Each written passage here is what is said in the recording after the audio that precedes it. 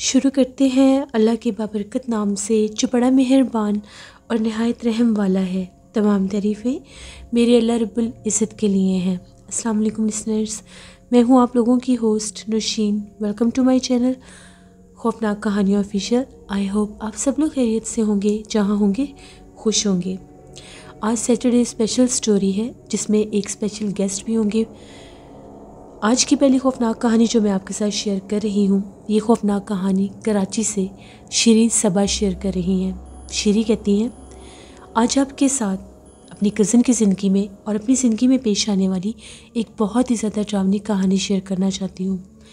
आज से 15 साल पहले की बात है।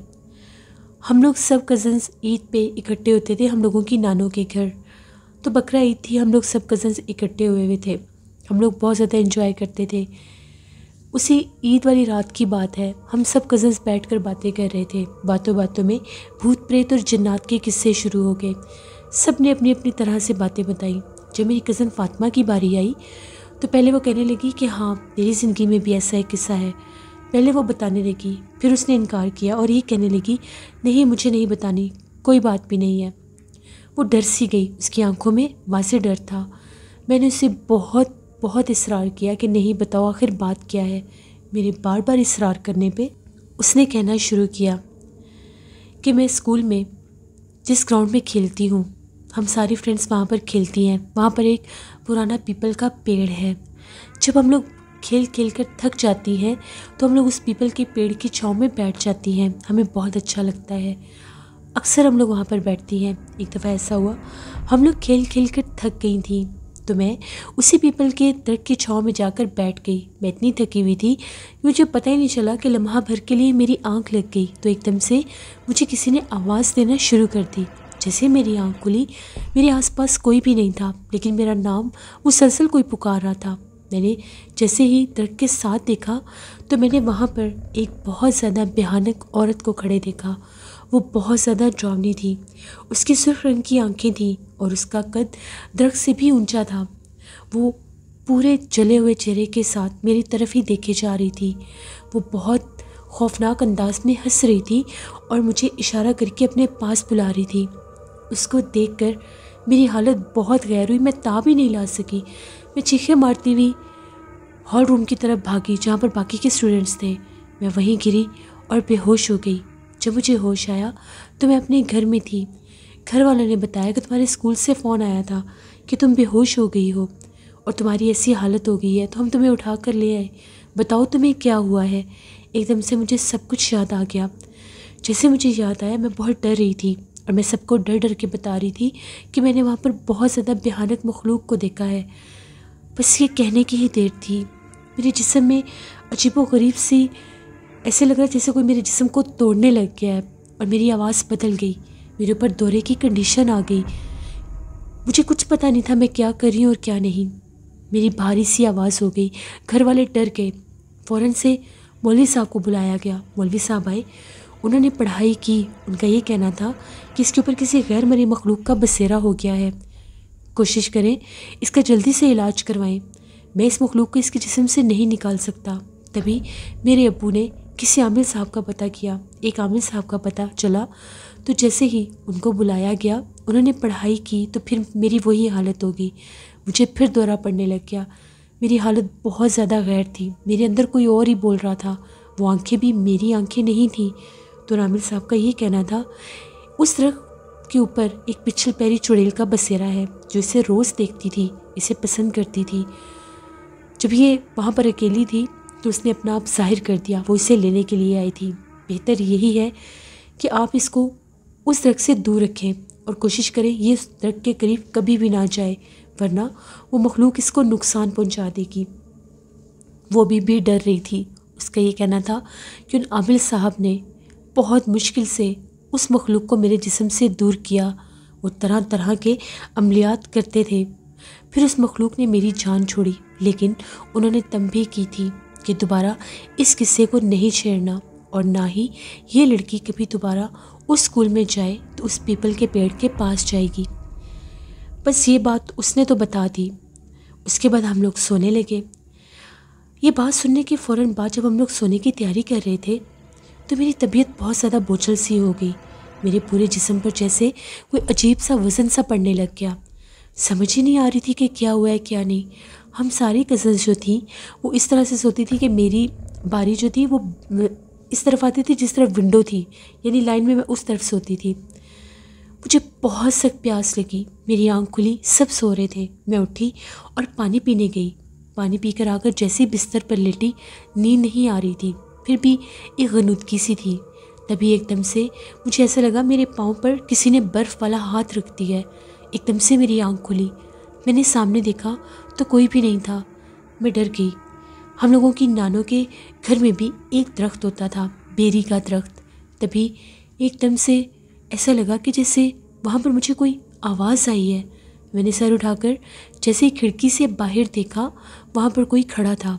उस बेरी के दरख्त के नीचे मुझे कोई खड़ा हुआ दिखाई दिया, बाकायदा एक वजूद। मैं बहुत ज़्यादा डर गई। मैंने जल्दी से अपनी कज़न मरियम को जगाया और कहा कि देखो ये सामने कौन खड़ा है। हम लोग तो पहले ही डरे हुए थे। जैसे मरियम ने देखा, उसने भी कहा कि हाँ वहाँ पर कोई खड़ा है। हम लोग थर थर काँपने लगे। हम लोगों ने विंडो बंद कर दी। इसी तरह से रात गुजर गई। हम लोग बहुत डरे हुए थे कि हम लोगों ने जिन्नात की बातें की हैं, इससे हमें ये मखलूक नज़र आई है। तभी वो रात तो गुजर गई।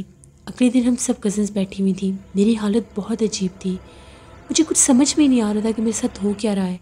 कभी बहुत ज़्यादा रोने को दिल चाहता तो कभी बहुत ज़्यादा हंसने को। और जब मैं खाने बैठती थी, मैं इतना खाती थी कि सब देखकर हैरान हो रहे थे कि इसको हो क्या गया है।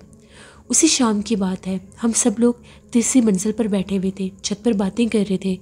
मेरा दिल नहीं लग रहा था। मैंने लोगों से ये कहा कि तुम लोग ऊपर बैठो, मुझे नहीं बैठना, मैं नीचे जा रही हूँ।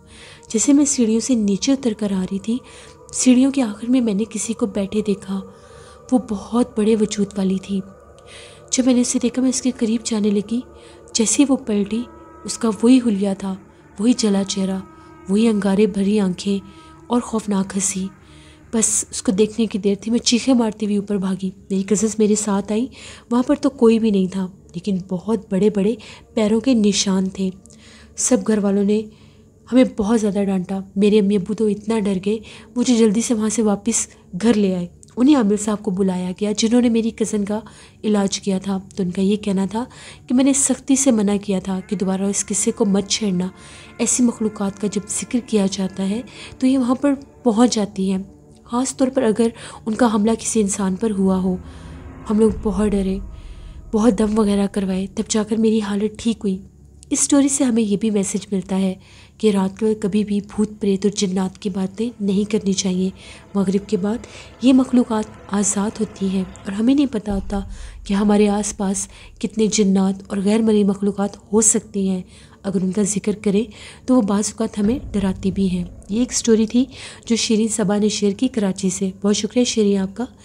लिसनर्स, अब आप लोग स्टोरी सुनेंगे एलिगेंट एबी से, उनकी ज़ुबानी, आबिद अली की ज़ुबानी, जो कि उनका अपना चैनल है, यूट्यूब चैनल है, जहाँ पर वो रोज़ स्टोरीज़ पोस्ट करते हैं। बहुत अच्छा चैनल है, बहुत से लोग उनके चैनल को सुनते भी होंगे। आज वो मेरे चैनल पर as a guest story share करेंगे और ये एक कोलैबोरेशन वीडियो है। सेम चैनल पे हम लोग काम कर रहे हैं, तो इसलिए हम लोगों ने कोलैबोरेशन वीडियो बनाई है। होपफुली आप लोगों को ये कोलैबोरेशन अच्छी लगी होगी। और अब आप आबिद अली की ज़ुबानी कहानी सुनेंगे। बहुत शुक्रिया आबिद अली आपका कि आपने मेरे चैनल पर आकर स्टोरी सुनाई। और लिसनर्स, जैसे आबिद अली मेरे चैनल पर स्टोरी सुना रहे हैं, वैसे ही एज अ गेस्ट मैं उनके चैनल पर स्टोरी सुना रही हूँ, जो आप लोग वहाँ पर जाकर भी विज़िट कर सकते हैं। अब आप उनकी कहानी सुनेंगे। अस्सलाम वालेकुम। उम्मीद है कि तमाम सुनने वाले खैरियत से होंगे, ठीक होंगे। सबसे पहले तो नौशीन का दिल से बहुत शुक्रिया जिसने मुझे इज़्ज़त बख्शी और अपने शो में इनवाइट भी किया। और तमाम सुनने वालों के लिए एक छोटा सा इंट्रोडक्शन दूंगा जो लोग मुझे नहीं जानते। एक छोटा सा चैनल है एलिगेंट एबी हॉरर स्टोरीज़ के नाम से। उसी चैनल को रन करता हूँ और reality based horror story share करता हूँ। और एक ही जेनर पे काम करते हुए सोचा कि इस बार नौशीन के साथ भी काम किया जाए, और नौशीन ने मुझे अपने चैनल में इज़्ज़त बख्शी। और इसी वक्त मैंने भी नौशीन को अपने चैनल पे इनवाइट किया और उनकी आवाज़ में आप मेरे चैनल पर भी स्टोरी सुन सकते हैं, जैसे आप यहाँ पर सुन रहे हैं। नौशीन को सपोर्ट करें, इनके चैनल को शेयर किया करें। यहाँ पे बहुत सारी अच्छी कहानियाँ शेयर होती हैं जिनको बजाते खुद मैं भी सुनता हूँ। बहुत शुक्रिया। आज जो कुछ वाक़यात मैं आपकी समात तक पहुँचाने वाला हूँ, उनमें से जो पहला वाक़या है, एक ऐसा वाक़या है जिस भाई ने मुझसे शेयर किया। वो कहते हैं कि मेरी ज़िंदगी का सबसे खौफनाक वाक़या है। कराची से एक नौजवान जो गांव में अपनी पुप्पो के पास रहने गया था, वो अक्सर जाया करता था, लेकिन इस बार वो पढ़ाई में काफ़ी मसरूफ़ था और उसके मुताबिक कि जब एग्ज़ाम्स ख़त्म होंगे तो मैं अपनी पुप्पो के घर रहने के लिए दोबारा जाऊंगा। और बिलाखिर जब उसके एग्ज़ाम्स ख़त्म हुए तो वो अपनी पुप्पो के घर उस गांव में रहने के लिए चला गया। वो कहते हैं कि मेरा कज़न मेरा बेस्ट फ्रेंड भी है, इसीलिए मेरी उससे बहुत अच्छी बनती है, तो मैं अक्सर वहाँ रहने चला जाता हूँ। और इस बार सोचा कि 1 हफ्ते से ज़्यादा रहूँगा। और रात को मेरे कज़न ने कहा कि यार एक काम करेंगे, हम बाहर चलेंगे और रात में पहाड़ों के दरमियान थोड़ा घूमेंगे और बहुत मज़ा आता है। अब उसके साथ ये प्लानिंग करके रात का इंतज़ार होने लगा। बिलाखिर जब रात हुई तो मैं अपने कज़न के साथ चला गया और जब हम घूमने के लिए निकले तो हम काफ़ी आगे तक आ चुके थे। वहाँ पर एक बहुत बड़ा कब्रिस्तान भी है जो काफ़ी पुराना था और वो कब्रिस्तान 2 पहाड़ों के दरमियान था। कब्रिस्तान के उस पार जाना है तो कब्रिस्तान की हदूद को क्रॉस करना पड़ेगा, या तो आपको पहाड़ी रास्ते से जाना पड़ेगा जो कि रात में बिल्कुल भी सेफ नहीं था।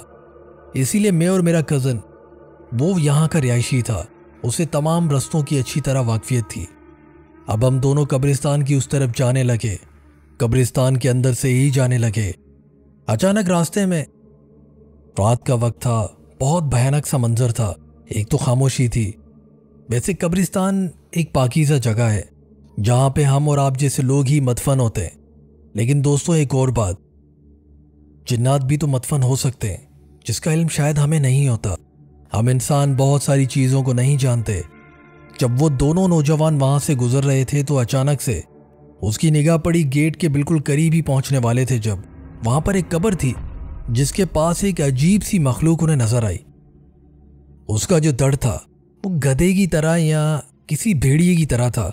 उसके पैर वाज़े तौर पे, उसका जिस्म बहुत अजीब सा था, बड़ा था, लेकिन उसका जो ऊपर का हिस्सा था, यानी उसका जो सर था, जैसे बकरे का होता है, उसकी 2 सींगें भी थी, बस उसके दांत चमक रहे थे। उसकी आंखें भी बहुत लाइट वाली थी और साफ हमने देखा कि वो किसी चीज़ को नोच के खा रहा था, जिसे देखने के बाद मैं और मेरा कज़न काफ़ी डर गए। मैंने अपने कज़न को डांटना शुरू कर दिया कि हम कहाँ पर आ चुके हैं। हम देखकर इतना घबरा गए थे, मुझे लगा शायद कोई भेड़िया हो, कोई जानवर है जिसे हम नहीं जानते, और अजीब तरह से वो किसी चीज़ को एक कब्र के पास बैठकर नोच नोच के खा रहा था। और जब हमें देखा और हमने उसे देखा, अब जब उसे पता चल गया कि हमने उसे देख लिया है, ऐसा लगा कोई हवा का झोंका आया और धुएं की मानन ख़त्म हो गया। हम बहुत ज़्यादा डर गए थे। किसी की आंखों के सामने इस तरह के वाक़यात हों तो बहुत सारे कमज़ोर आसाब के लोग जो हैं वो बर्दाश्त नहीं कर पाते। हम भी डर गए थे और उसके बाद हम भागने लगे गेट की तरफ। हमें वहाँ से किसी तरह बस गेट क्रॉस करना था और भागना था। हमने कहा कि वापसी में पहाड़ी रास्ते से घर चले जाएंगे। और यकीन करें, जब हम भागते हुए कब्र की तरफ से गुजर रहे थे, उसी कब्र को क्रॉस कर रहे थे, तो उस कब्र के पास नीचे खून पड़ा हुआ था, जिसे देखकर मैं और मेरा कज़न काफ़ी डर गए थे। हम दोनों ने आज से पहले ऐसी कोई मखलूक नहीं देखी। न जाने क्या चीज़ थी वो, लेकिन ये बात तो वाज़ेह थी कि वो कोई जानवर नहीं था। अगर वो जानवर होता तो वो गायब कैसे हो गया, धुआं कैसे बन गया। ये था वो शॉर्ट सा वाक़या। और हमारे भाई कहते हैं कि जब हम अपने घर लौटे थे, जब हमने ये बात अपने घर वालों को बताई तो बहुत ज़्यादा डांट भी पिटी थी। दोस्तों, अपने चैनल पर भी मैंने ये एक वाक़या शेयर किया था, लेकिन यहाँ पर तफसीलन शेयर किया। अब मैं आपको ज़रा मुख्तसर सा इस जिन के बारे में बता दूं, जो छोटी मोटी रिसर्च थी इंटरनेट की मदद से और कुछ पुरानी किताबों की मदद से। हमारे भाई ने कहा कि उसका जिस्म इस तरह का था जो मैंने आपसे बयान किया, यानी एक भेड़िए की तरह उसका दर्द था और उसका जिस्म बकरे की तरह था और ऊपर का हिस्सा बकरे की तरह था। दोस्तों, दरअसल ये जिन का होलिया बिल्कुल अलगौल जिन की तरह है। अगर हम पढ़ते हैं तो ये जिन बिल्कुल अलगौल से मैच होता है। अलगौल ये वही दरिंदा जिन है जो लोगों को रास्ता भटकाता है और अक्सर व बेशतर मुसाफिरों पर हमले करता है और मुसाफिरों को गलत सिमत बेचकर उन्हें मुश्किल में डालता है। ये शक्ल बदलने वाला नरखोर जिन है जो खून भी पीता है और गोश्त खाने का बहुत शौकीन है। मुसाफिरों को रास्ते से भटकाना और शक्लें बदलकर उनके सामने आना। इस तरह ये गुमराह करता है। फारसी किताबों में अलगौल की तारीफ कुछ इस तरह की गई है। गधे की तरह इसकी टांगें होती हैं और इसके ऊपर का हिस्सा बकरे जैसा। जिन्नात को अल्लाह ताला ने इंसान की आंखों से उजल रखा है और यही इंसान की बेहतरी भी है। हम नहीं जानते, जो अल्लाह करता है वही बेहतर है। अल्लाह ताला ने इंसान को थर्ड डायमेंशनल वर्ल्ड में पैदा किया है। हम 3D बीइंग है और जिन्नात हमारी डायमेंशन की मखलूक नहीं है। जिन्नात दूसरी डायमेंशन की मखलूक है, लेकिन रहती हमारे साथ इसी दुनिया में। अल्लाह ताला ने कुरान पाक में फरमाया कि ये मखलूक तुम्हें वहाँ से देखती है जहाँ से तुम उन्हें नहीं देख सकते। दोस्तों, बहुत सारे लोग आसिफ ज़दा हो जाते हैं। जिनके खून पतले होते हैं उन्हें नज़र जल्दी लगती है, और जिन्हें नज़र जल्दी लगती है जिन्नात उन्हें बहुत जल्दी सूंघ भी लेते हैं।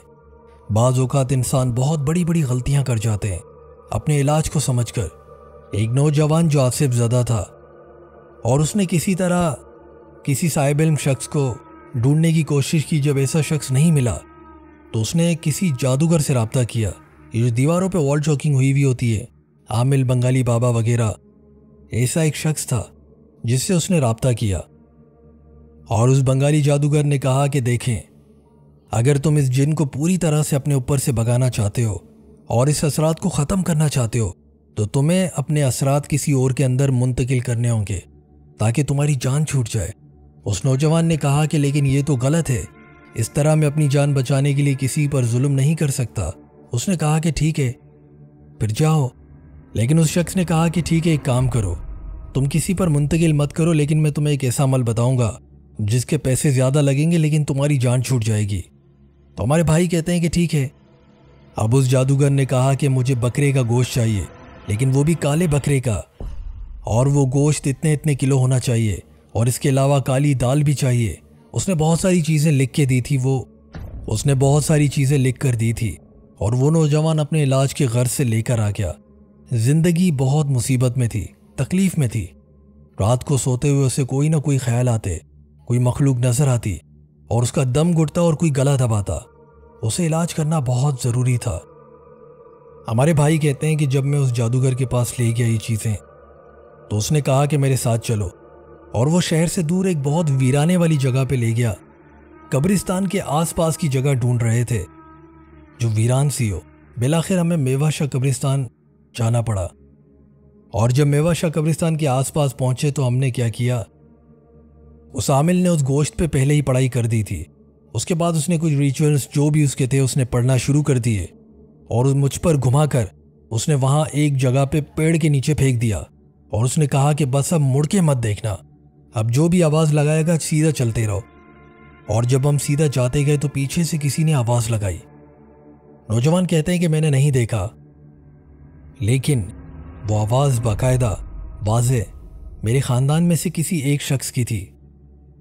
इस तरह जिन्नात बेवकूफ़ बनाते रूप इख्तियार करके, आवाज़ बदल के, लेकिन मैंने नहीं देखा और मैं चला गया। अब जब मैं चला गया वहाँ से, अब उस जादूगर ने कहा कि जाओ आराम करो। जब सुबह उठाऊं तो मेरी तबीयत पहले से काफ़ी बेहतर थी। अब मुझे लगा कि शायद वाकई ये अमल काम कर चुका है। लेकिन बाद में गोरकन ने बताया कि यहाँ पर एक खातून कंप्लेन करने आई थी और कहने आई थी कि उसकी वजह से वो जो थैली वहाँ पे फेंकी हुई थी, मेरा बेटा जिसकी हालत बहुत ख़राब हो चुकी है, उसने उस थैली को उठा के कचरे के ढेर में रखने की कोशिश की, क्योंकि उसमें दालें और गोश्त था। लेकिन न जाने क्या वो सदके की थी, उसमें क्या था। मेरे बेटे की तबीयत बहुत ख़राब हो गई है, तो जो भी वो फेंके, खुदारा ऐसी गलती मत करें कि किसी और को तकलीफ़ हो। आप उसे कचरे के ढेर में फेंकें, ऐसी जगह पे ना फेंकें कि किसी और इंसान को नुकसान हो। ये थे वो वाक़यात, और उम्मीद है कि आप सब ने इन वाक़यात से कुछ सीखने और समझने की कोशिश भी की होगी। अल्लाह ताला हम सबको हर बुराई और मुसीबत से दूर रखे। दोस्तों, आयतुल कुर्सी ज़रूर पढ़ा करें। जब भी घर से बाहर निकले आयतुल कुर्सी पढ़ लिया करें, और मगरिब होते ही अपने बच्चों को घरों के अंदर दाखिल कर दिया करो। हदीस मौजूद है कि हमारे आका सल्लल्लाहु अलैहि वसल्लम ने फरमाया कि जब भी अंधेरा छाए, मगरिब हो, बच्चों को घरों के अंदर दाखिल कर दो। एहतियात पछतावे से बेहतर है। अपने बच्चों को मसनून दुआएं भी ज़रूर याद करवाएं। बाथरूम में खबीस जिन्नात रहते हैं, और ये बाथरूम जाने की दुआ में भी तर्जुमा पढ़ेंगे तो आप समझ जाएंगे। बहुत शुक्रिया नौशीन, आपने इनवाइट किया कुछ वाक़यात थे जो मैंने सोचा आपके लिसनर से शेयर कर दूं और इन वाक़यात से किसी का भला हो सके, कुछ सीखने समझने की कोशिश कर सके, तो हमारे लिए भी सदका जारिया का काम है। अपनी दुआओं में बहुत याद रखिएगा। इंशाल्लाह ज़िंदगी रही तो ऐसी कोलैबोरेशंस मज़ीद होती रहेंगी और वीडियोस बनती रहेंगी। नौशीन के चैनल को सपोर्ट करें, इनकी वीडियोस को शेयर करें, और जो लोग मुझे सुनते हैं उनका भी बहुत शुक्रिया जो मुझे सपोर्ट करते हैं, मेरे चैनल की वीडियोस को शेयर करते हैं। आप सबके प्यार और दुआओं के तलबगार हैं। ज़िंदगी रही तो इंशाल्लाह फिर मुलाकात होगी। जब तक के लिए इजाज़त चाहता हूँ। अल्लाह हाफिज़, अल्लाह निगहबान। बहुत शुक्रिया आबिद अली आपका। आपने बहुत अच्छे खौफनाक किस्से हमारे साथ शेयर किए, मेरे लिसनर्स के साथ शेयर किए। होपफुली इन सबको बहुत पसंद आए होंगे। लिसनर्स, आप लोगों ने अपना फ़ीडबैक ज़रूर देना है कि आप लोगों को आज की सैटरडे स्पेशल वीडियो कैसी लगी और ये कोलैबोरेशन भी आपको कैसी लगी।